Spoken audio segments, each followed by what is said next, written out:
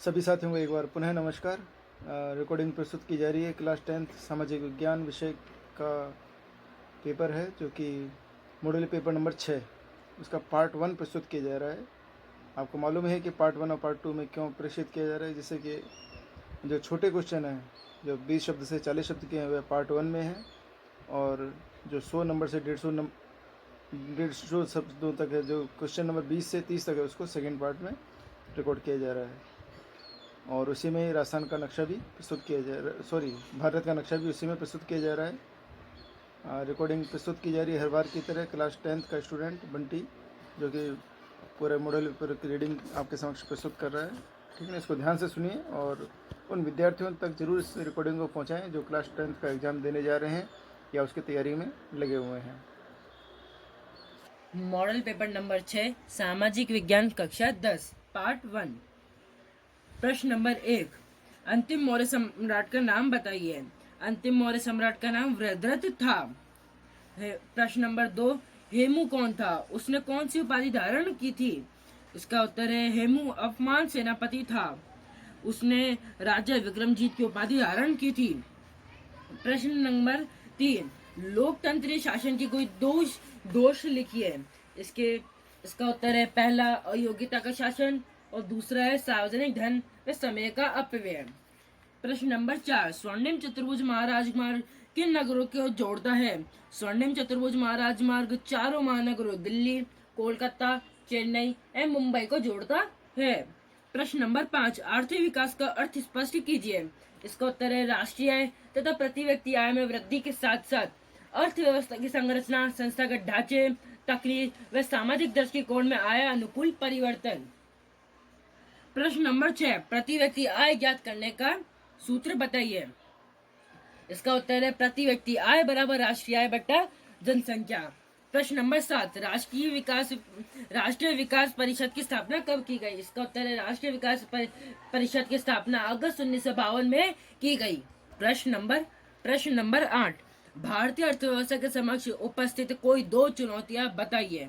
इसका उत्तर है पहला गरीबी, दूसरा बेरोजगारी। प्रश्न नंबर 9, गरीबी से आप क्या समझते हैं। इसका उत्तर है गरीबी वह स्थिति है जिसमें व्यक्ति जीवन निर्वाह हेतु न्यूनतम आवश्यकताओं को पूरा करने में भी असफल हो जाता है। प्रश्न नंबर 10, भारत में बेरोजगारी के कोई दो कारण बताइए। इसका उत्तर है पहला रोजगार परक शिक्षा एवं प्रशिक्षण का अभाव, दूसरा बढ़ती जनसंख्या तथा श्रम शक्ति। प्रश्न नंबर 11, उच्च न्यायालय के न्यायाधीशों की नियुक्ति किसके द्वारा और किस प्रकार की जाती है। इसका उत्तर है उच्च न्यायालय के न्यायाधीशों की नियुक्ति राष्ट्रपति द्वारा की जाती है। राष्ट्रपति उच्च न्यायालय के मुख्य न्यायाधीश की नियुक्ति उच्चतम न्यायालय के मुख्य न्यायाधीश कॉलेजियम तथा राज्यपाल के परामर्श से जबकि अन्य न्यायाधीशों की नियुक्ति उच्चतम न्यायालय के मुख्य न्यायाधीश, उच्च न्यायालय के मुख्य न्यायाधीश तथा राज्यपाल के परामर्श से करता है। प्रश्न नंबर 12, जोहड़ क्या है। इसका उत्तर है जोहड़ हरियाणा एवं राजस्थान के शेखावटी क्षेत्र में वर्षा जल संग्रहण का साधन है। इसका स्वरूप भी टाके के समान है। इसका ऊपरी भाग टांके से बड़ा तथा गोलाकार एवं खुला होता है। इसमें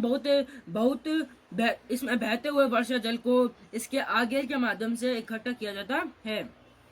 प्रश्न संख्या 13, भारतीय कृषि के वर्गीकरण को संक्षेप में स्पष्ट कीजिए। इसका उत्तर है भारतीय कृषि का ऋतु के आधार पर वर्गीकरण, पहला खरीफ फसल, दूसरा रबी फसल, तीसरा जायद फसल। दूसरा, भारतीय कृषि का उपयोग का आधार पर वर्गीकरण, पहला खाद्यान्न फसलें, दूसरा व्यावसायिक या औद्योगिक फसलें, तीसरा बागानी फसलें या चौथा उद्यान फसलें। प्रश्न नंबर 14, भारत की सबसे समृद्ध खनिज पेटी का वर्णन कीजिए। इसका उत्तर है भारत की सबसे समृद्ध खनिज पेटी उत्तर पूर्वी प्रायद्वीपीय पेटी है। इस खनिज पेटी का विस्तार छोटा नागपुर पठार एवं उड़ीसा के पठार के क्षेत्रों में पाया जाता है। यह बड़ी मात्रा में कोयला, लोहयस्क, मैग्नीज, अभ्रक, बॉक्साइट, तांबा आदि खनिजों के विशाल भंडार पाए जाते हैं। प्रश्न नंबर 15, क्या आप इस कथन से सहमत है कि लौह इस्पात उद्योग अन्य उद्योगों की जननी है। इसका उत्तर है हाँ, लौह इस्पात उद्योग अन्य उद्योगों की जननी है, क्योंकि सभी उद्योग हेतु लौह इस्पात की आवश्यकता होती है, चाहे वे कच्चे माल के रूप में हो या मशीनों व उपकरण के रूप में हो। इसके बिना अन्य उद्योगों का विकास संभव नहीं है। प्रश्न नंबर 16, नगरीकरण क्या है, इसके दो लाभ बताइए। इसका उत्तर है नगरीकरण का अर्थ। नगरीकरण का तात्पर्य किसी भी क्षेत्र में कुल जनसंख्या में नगरीय जनसंख्या के अनुपात से है। नगरीकरण के लाभ, पहला, शहरों में रोजगार के अवसर उपलब्ध होते हैं।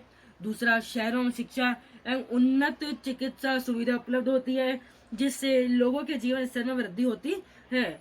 17वां, कांगला पत्तन के बारे में आप क्या जानते हैं। इसका उत्तर है कांगला पत्तन। कांगला पत्तन का विकास मुंबई से होने वाले व्यापारिक दबाव को कम करने के लिए किया गया।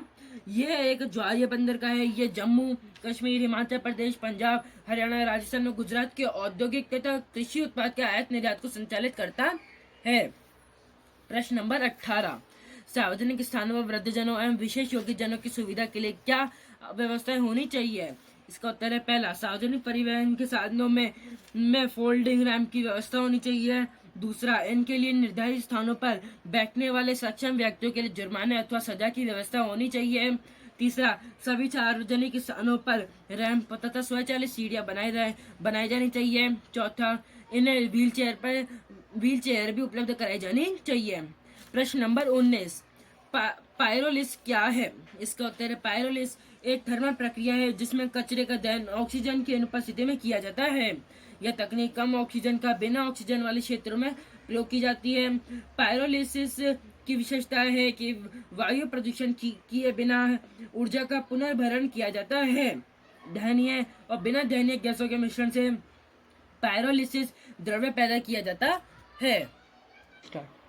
तो इस प्रकार से क्लास 10th सामाजिक विज्ञान विषय का मॉडल पेपर नंबर 6, जिसका पार्ट 1 आपके समक्ष अभी प्रस्तुत किया गया था, और इसी का सेकंड पार्ट भी अब रिकॉर्ड किया जा रहा है, तो वो भी आप ध्यान से सुने। और निवेदन है कि इस रिकॉर्डिंग को मैक्सिमम स्टूडेंट्स तक ज़रूर पहुंचाएं जो कि क्लास 10th का एग्ज़ाम देने जा रहे हैं, उसकी तैयारी में लगे हुए हैं। एडवांस में बेस्ट ऑफ लक।